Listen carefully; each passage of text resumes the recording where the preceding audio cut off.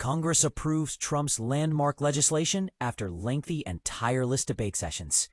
Exciting news for those closely following U.S. politics. After intensive and uninterrupted discussions, Congress has granted its approval to President Donald Trump's ambitious grand bill. This pivotal piece of legislation is now ready for the president's signature, aligning perfectly with the Republican self-set deadline of July 4th.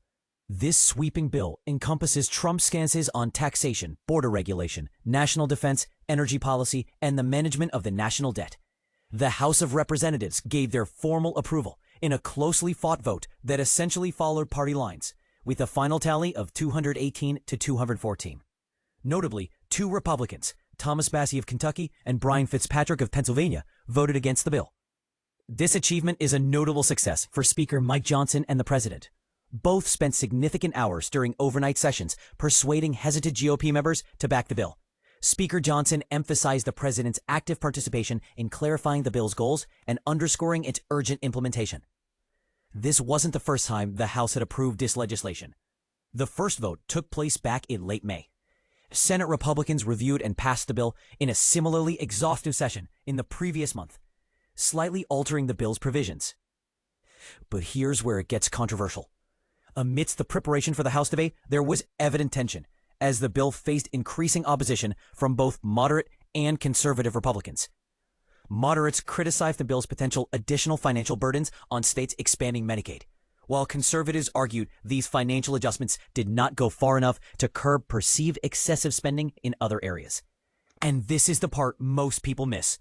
The vote that had been scheduled for early Wednesday morning concluded just after 3 a.m. on Thursday, ushering in both fervent debates and strategic negotiations behind closed doors. House Minority Leader Hakeem Jeffries criticized the GOP's governance, highlighting the unusual timing of the debate and calling their actions an attempt to push the legislation through without sufficient scrutiny. What do you think? Is it fair to press such critical legislation during off-peak hours and under high-pressure conditions? Share your thoughts below.